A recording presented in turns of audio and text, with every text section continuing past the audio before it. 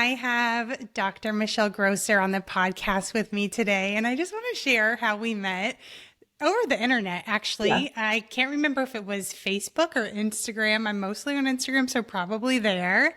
And I ended up going on her podcast. She interviewed me, and I have to say, have you guys ever had this experience? Like during the interview, I felt like you, Michelle, were a long lost friend. I was like, I feel like I know her. And even though we just met and we just clicked and like you got me and we were on the same page and it just felt so good. I love when that happens.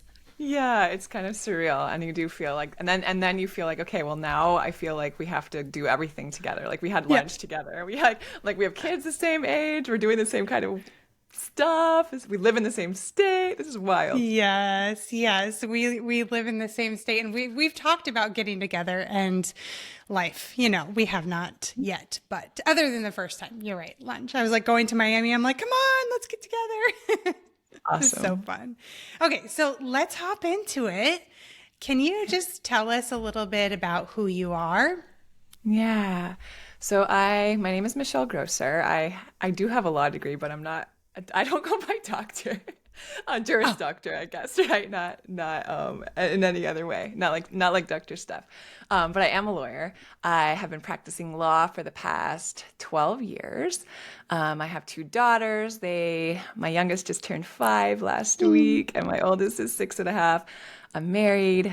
We live in Miami, and for the last few years, I have stepped out of the day-to-day operations of the law firm, and I'm really focusing my energy and my passion and my time on doing a lot of the same things, really helping guide ambitious women to learn about regulating their nervous system, because that is so foundational to how we show up in so many other areas of our life. So we'll talk about it a little bit at the end, but that's turned into a podcast and some coaching.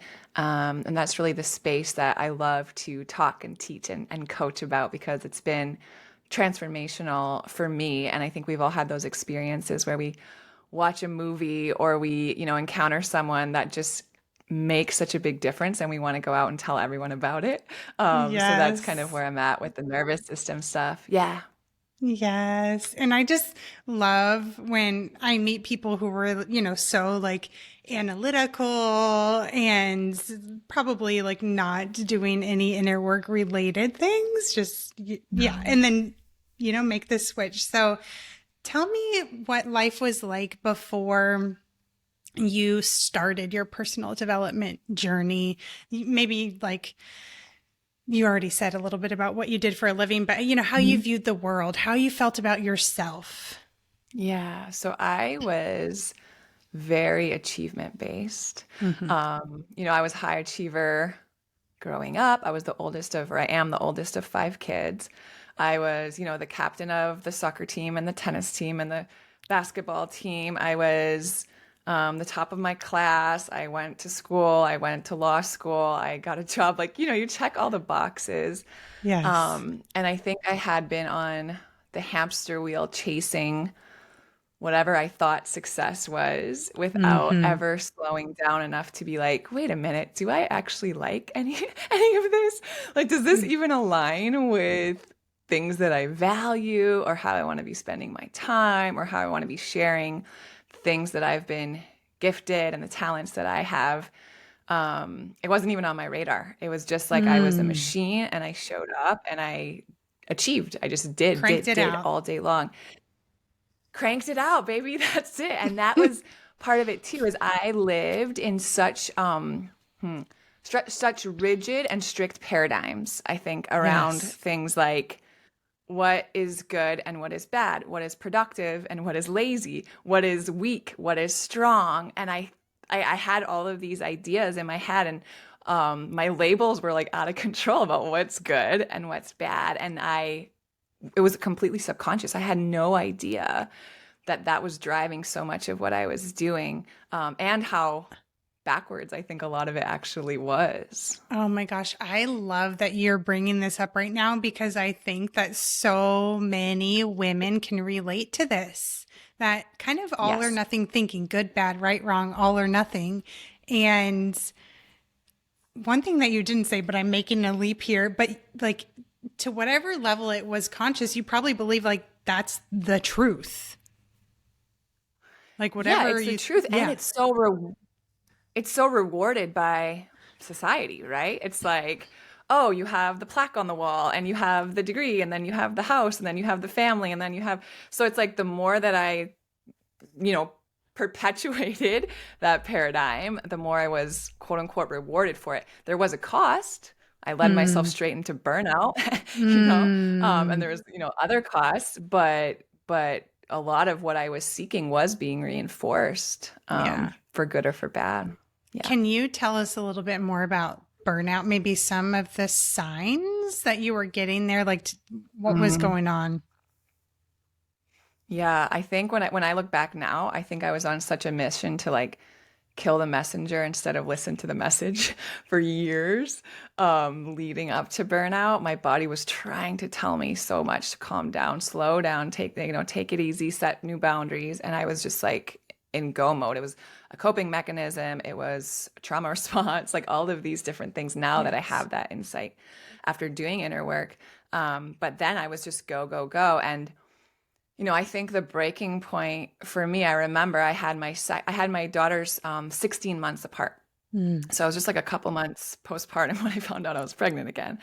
And I was running a law firm. I was running a seven-figure law firm with one partner who was also pregnant at that time. And I Wow. had my baby before she did, a few weeks before, 5 weeks before, I think. But I remember my second was born and it was like 3, 4 weeks old. I was bringing her to the office. I was breastfeeding her while I was in like depositions and calls, Oh, like with my camera off, just to like keep her quiet so I could be like, I remember one time I was like changing a diaper in the middle of a hearing. The judge like comes up on the screen and I'm like holding a dirty poopy diaper in my hand and my daughter's just screaming like poop, poop. And I'm like, I'm like mortified. oh But my I didn't gosh. take the time that I needed, especially in that season of my life, to Mm. reevaluate, reprioritize, align. I thought I could do everything and it What crashed and was burned. Like I remember, yeah. what was the story in your head then? Like if I give myself that space, was there anything conscious there? Or maybe now that you reflect, you might. Yeah, I don't think there was anything conscious. I think I had Mm. been running at that speed for so long that that's just what I knew, and I thought it was good. I thought that's how I Mm. was going to like get anywhere, do anything, or accomplish anything. Subconsciously, I'm sure that, I had a strong association between security and working hard. So I grew up Yeah. in a family that was on welfare and my parents always had all these different jobs and worked shifts at night and like all these different things that subconsciously I knew I didn't want to repeat. So I Yes. associated, a security, especially a financial security, with having to work really, really hard. I think that Mm. drove some of it. I also think that when I was working really hard all the time, I didn't have to really deal with other stuff, right? It's like it's a Oh yeah. great coping mechanism. It's a great avoidance It's a strategy. great way to Um, numb. it's a Yes. great way to numb out. Yeah, and Yes. so often we don't associate it. I definitely relate to so much of what you've said already. Yes. Yeah. And we get stuck Mm. in it. It's a mountain that has no peak. Yeah. It's just like you it's forever. It's the ever turning hamster wheel. Hmm. Um until your body doesn't give you the option anymore and it shuts you down. And Hmm. then you're like, "Oh man, like something's got to change." Yes. So was there a moment for you that you can reflect back on that you're like, this changed the trajectory of my life, my career, my everything? Yeah, so I don't know, maybe like a few months into the pandemic, I was home. My kids were home, my friends were home, their kids were home, their spouses were all home. Like, and I just had this moment, like a 3 a.m. moment where I'm like, holy moly, like every woman in my life is just like, it feels like they're just crumbling right now. Like the Mm. marriages feel like they're on the rocks. Now we're trying to like be homeschool our kids while we run our businesses, while we all these things. And I just felt such a strong calling to be part of some sort of resource or solution or something, but I didn't know how that would look. I was running a law firm. Like that's not really, those Yeah. aren't really the skills that are in my mind at least transferable.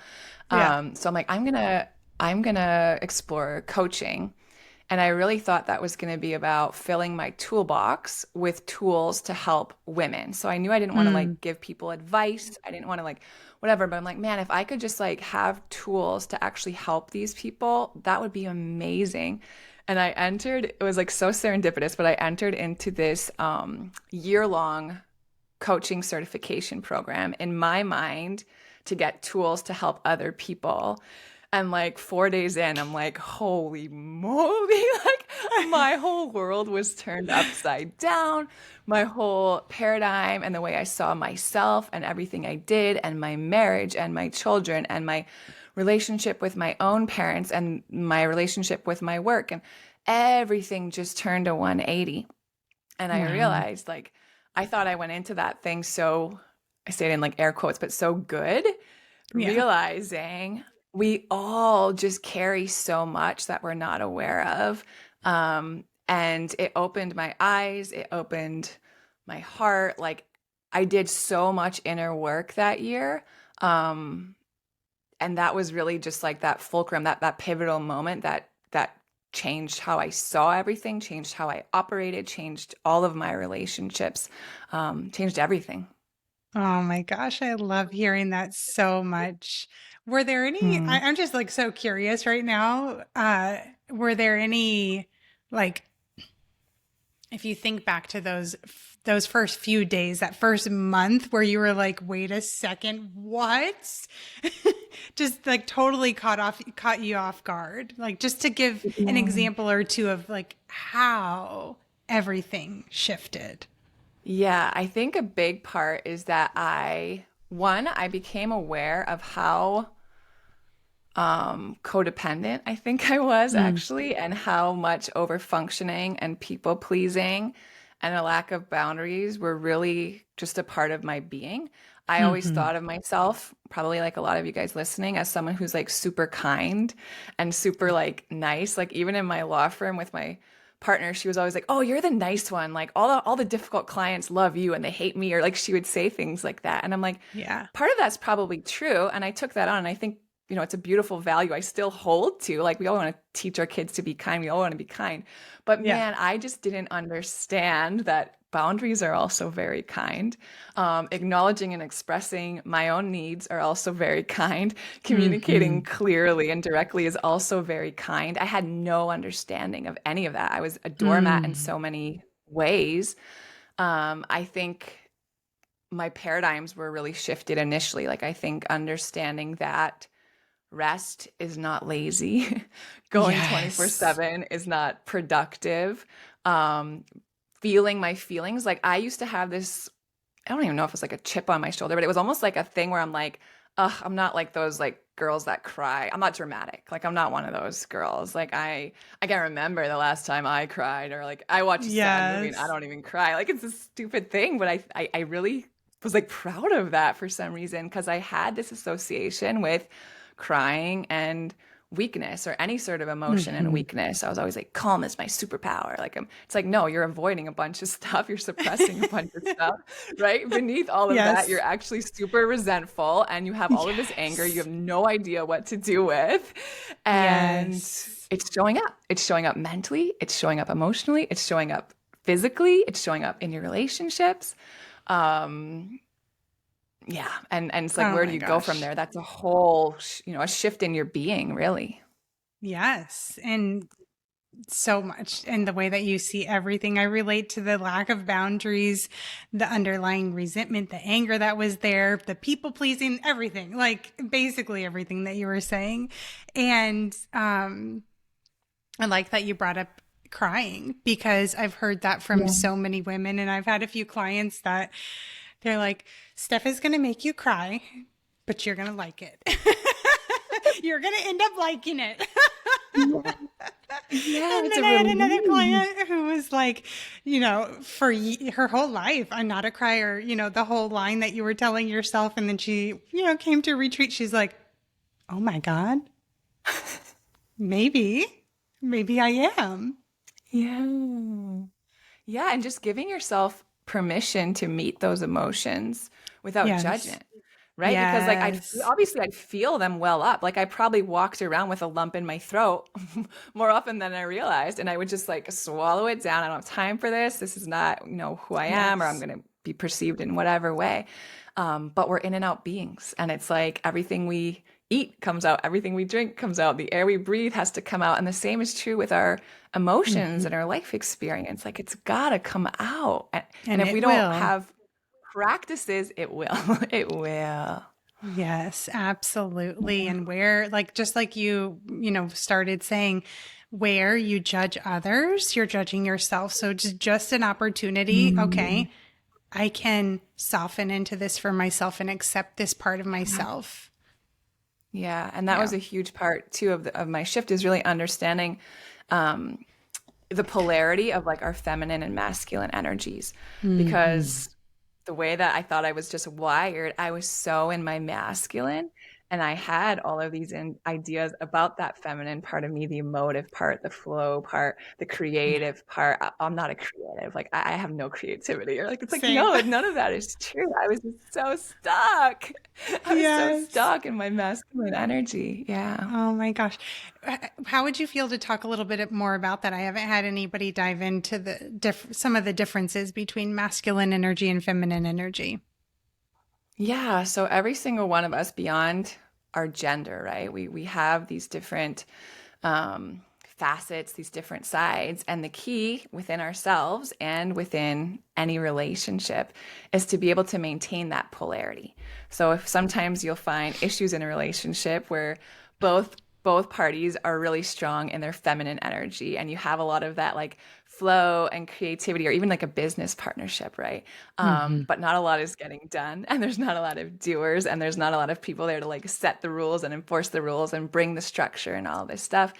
So it's really important, and it doesn't work that way. It doesn't work that way if you're Right. always in the feminine, and it doesn't work that way if you're always in the masculine, right? If you have two bosses leading your household, or two, and I'm not saying always, right? But I'm saying in different moments, in different seasons, you need the polarity. It works so much better for my husband and I when like he's in his masculine and I'm in my feminine, and we crush this aspect of our life together. Or in another area, let's say our finances. Like it just has happened in 15 years of marriage that I run the finances, and that's a very masculine task. But for us in that dynamic, it works. So just finding that within ourselves and understanding that there's value in both. We do need the Hmm. flow, but we also need the go. We do need the creativity, but we also need the structure. And it's just being cognizant and aware that they're both valuable, they're both important, they're both necessary. But where do I feel like I'm dominant in one, right, for a prolonged period over the other? There's probably stuff lacking there. And for me, being an attorney, being in that environment, growing up how I did, I was so in my masculine without realizing it, Yes. that I lacked all of the softness, all of the emotion, all of the not all of it, right? But very much of it, or I was so uncomfortable with it, and I had labeled it as a weak without understanding how strong it actually is. Thank you for diving into that. So helpful to understand. Mm. And I resonate with being primarily in my masculine when you said, like, oh, I'm not creative. I said that for years, years. And then it's like, wait a second. Maybe not the way that I labeled it, but there is absolutely, Yep. or the way that my parents labeled it, but I absolutely am. Yeah. Yeah, we all are. Yeah. And I know so often we're like, it's art. Like I can't draw a horse or like something stupid Yeah. like that, right? But it's like, Yeah. do you know the amount of creativity it takes to be a great parent, a great Yeah. partner, a great business owner? Like we are creative moms. Like we are creative all day, every day. Like, the way that we approach discipline, the way that we try to get our kids to eat a vegetable. Like we're always being creative. Yes, yes.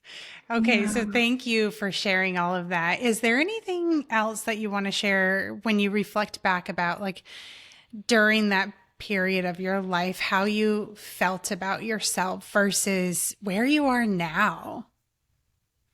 Mm. I think like two main things come to mind, and I think they're connected. I think the first thing is I did not realize how disconnected I was from my body. Mm. My body was just something that could get me, to the places I needed to be to do the things that I needed to do. But I paid very little attention to what it was trying to communicate to me, to the ways in which it wanted to move or express, to the rest that it needed. I struggled with IBS for years. Mm. I was gluten free for 7 years because I was convinced I had celiac because of all my gut issues and skin issues that would be exacerbated when I ate things that had gluten in them. I was suffering from insomnia, so many different signs of burnout that I was ignoring. I was just lethargic. I worked with this like holistic doctor because I'm like, maybe my nutrients are off, or it's like something with my thyroid, or like all of these things that are probably true, but the source, the underlying, the stem of all of that stuff Emotions. is just being so dysregulated in my nervous system, mostly because I had zero practice in working with my emotions, zero. So Hmm. really shifting that, connecting with my body, exploring all of these things that feel very woo woo and foreign when you're so stuck in your mind, in your brain, Yes. like doing inner child work, incorporating more play, doing somatic work, and releasing a lot of that stuff that's stored. Just moving my body, like changing my relationship even with exercise and with movement. Like a lot of you listening probably that are of that all or nothing type. Like I used to just go so hard in my workouts. Like that can Yes. actually dysregulate a nervous system that's already in a stress response. So just softening Hmm. so many different things and allowing my body space to heal. And I think through that, so many things came about, so much healing. A lot of the physical symptoms dissipated within weeks. But I also Within learned how to weeks. I'm reconnect like, I need to hit on within that. weeks. Within weeks. Within weeks. In So to weeks, connect, sorry, I yeah. totally interrupted. To connect what you said earlier, the emotions will go somewhere. And so sometimes people mishear this. They're like, I'm not faking it. No, Mhm. you absolutely are not. Pain in your body, issues in Yeah, your body very often are tied to your emotions. And when you allow yourself to feel them, it dissipates. yeah, it does. And the thing is, the hard science is supporting this over and over and over. Like the way that the dysregulation in our nervous system is tied to our immune system, is tied to the ways in which our body like starts the inflammation process when it attacks certain things. Like it's all tied to the state of our nervous system, which is very much tied to our practices in feeling and releasing emotions. Yeah, so it's not in your head. If you're someone who's listening who's struggled with any of these things, autoimmune conditions, Mm-hmm. if you've seen like all the doctors and you just can't find relief, man, I would just encourage you. Yes, there are medical conditions and diagnoses, and medication is important. And I understand and respect and value all of those things. Yeah. And if you are in a place where you're sick and tired of being sick and tired, I promise you, if you work with someone like Dr. Steph and learn what to do with your emotions, you will see a payoff. You will see a payoff. And I'll throw in, for you too, or work with you. Absolutely. Yeah, someone who can help support Yes. you in Yes. that type of work. It's powerful. It's powerful. I touched just a tiny bit at one of my recent retreats on the mind body connection. And one of the attendees, she came in with wrist pain that had been there Yeah. for a long time. Like I can't remember the exact time frame, but more than a year. She Yeah. just accepted it. Well, I can't do yoga anymore because, it just exacerbates the pain. It gets worse. And so this is a 4-day retreat where we really dove into feeling your emotions so you can regulate your nervous system. And the last day we had yoga in the morning, and she told me afterwards, she's like, I have to tell Mhm. you, I didn't have any pain in my wrist. None. And so I have goosebumps right now Me because too. I think that there's a lot of people that have no idea that Mm-mm. this is the case, no idea, and that have been suffering for decades, sometimes their whole life with physical pain, and have gone to all the doctor's appointments and cannot get relief. And it's like, all you have to do, and I'm going to make it sound simple because it can be so simple, is feel your emotions. And Yeah. one of my clients, I think she's in her 60s, and she's like, but I'm afraid like what I'm going to find.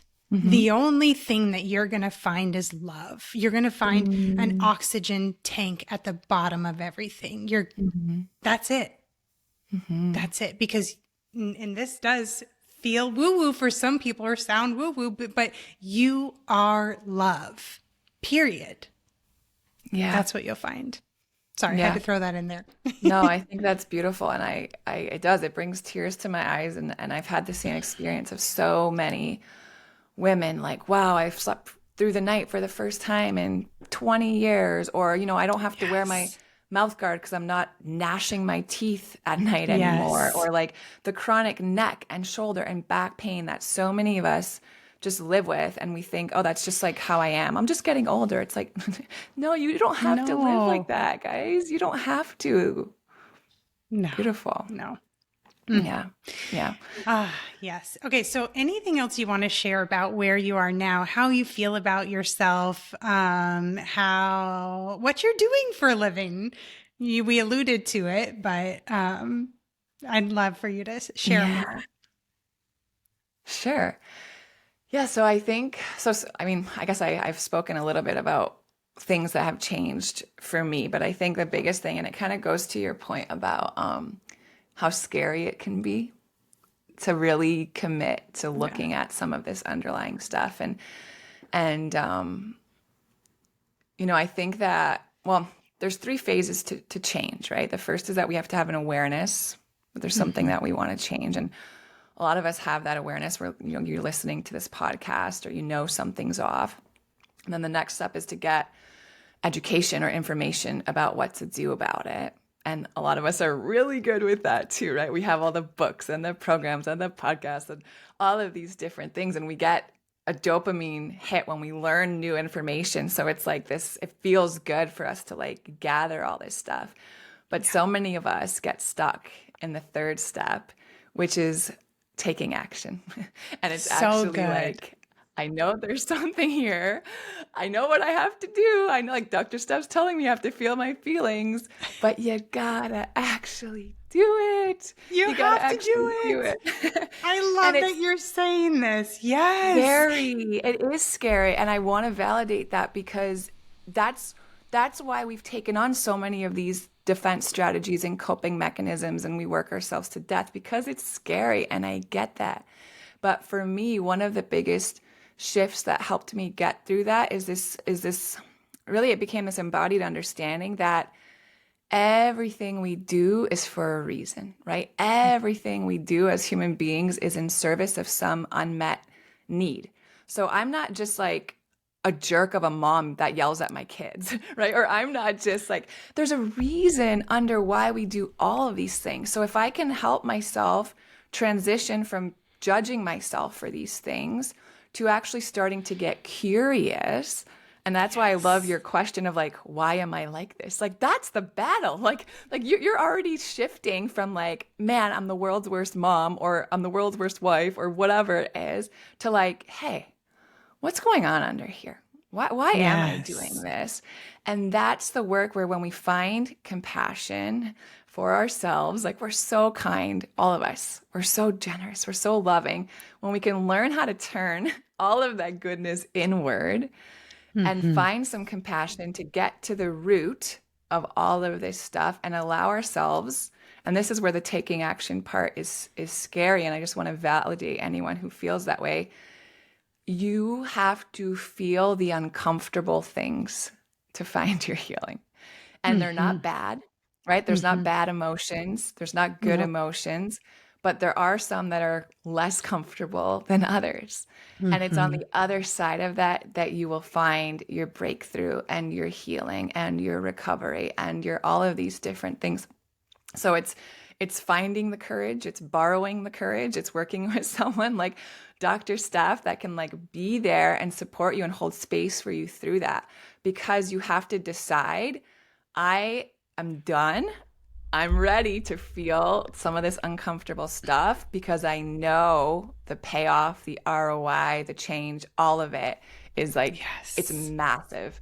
And I think that's something that I am working on in my own business is like, if you're a business coach, it's so easy to quantify the ROI, right? Like you Mm. spend 20 grand with me and you're going to make 100 grand this year. It's like, sometimes I see it and I'm like, oh, it's so easy for you.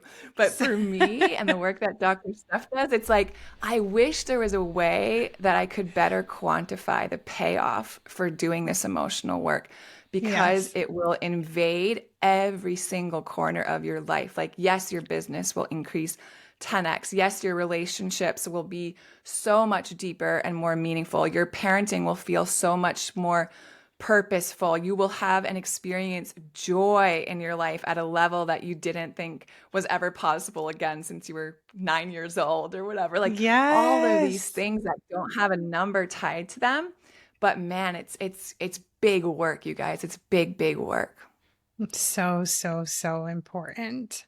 So, Yeah. any like specific piece of advice for a high achieving woman who asks herself, like, why am I like this? And has had moments where she felt broken or flawed? Yeah. I mean, I really think the most powerful thing you can do at that moment is transition from judgment to self-compassion and curiosity. I think Yes. curiosity is like, that's going to be your fuel to this change. And that's going to really lead to so much like, why am I like this, right? Why do I run these patterns? Growing in awareness of those patterns. Why does this seem to feel stuck for me? Really going back and like, guys, so much of the way we show up today in our lives, motherhood, marriages, business, like the first 18 months of life, the first 7 years of life, like massive neural pathways being built during that time, our attachment styles, the things that were reinforced subconsciously, Yes. our ability to trust our caregivers, our ability to express our needs and for them to be met, like things that you don't remember, have explicit memories of that are really driving you. So getting curious about that. Even like I had some really, I want to say uncomfortable, like conversations with my mom. I know that Hmm. my next brother came 2 years after me. She had a really traumatic birth experience. I know she was Mm. hospitalized after that, but I never really had like spoken to her much about it. And man, just like understanding, like, yeah, it was a really hard time for her postpartum depression. She was in the she was hospitalized. I was able to be like, wow, imagine being toddler and having your mom Yeah. just go away for a Gone. while and then a new baby. And yeah, I'm like, wow, that might experience why I have, I don't know, an avoidant attachment style when I'm not taking care of myself and I'm hyper independent and I don't want to trust people, or like there's so much under the surface. Yes. So I think asking, why am I like this, is just such a powerful place to start. You're not broken. There's nothing wrong. You don't need to be fixed. Everything you need to feel and show up how you want to is already within you. You just have to learn Yes. how to peel away, right? It's like that exfoliating spa treatment or something, like just I slough love it. off all of the stuff that's like blocking you so you can Yes. really just show up in the way that feels whole, because you already You are. are. Ah, Yeah. I love that so much. Mm. So, where can listeners find you? Yeah. So my favorite place to teach and coach and be is on my podcast. It's called the Calm Mom Podcast. And I have a very love-hate relationship with that name because it's not all about being a calm mom. And I think I don't want to perpetuate this like unrealistic expectation that we be calm all the time. But it is Yeah. a place where you will learn resources to regulate your nervous system so you can experience the highs and the lows of life and have tools to bring yourself back, right? Grow in your Hmm. resilience. So that's where that is. Calm Mom Podcast.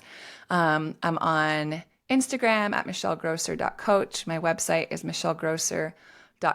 There's a really awesome quiz on there that takes just a couple minutes called the personality pattern quiz.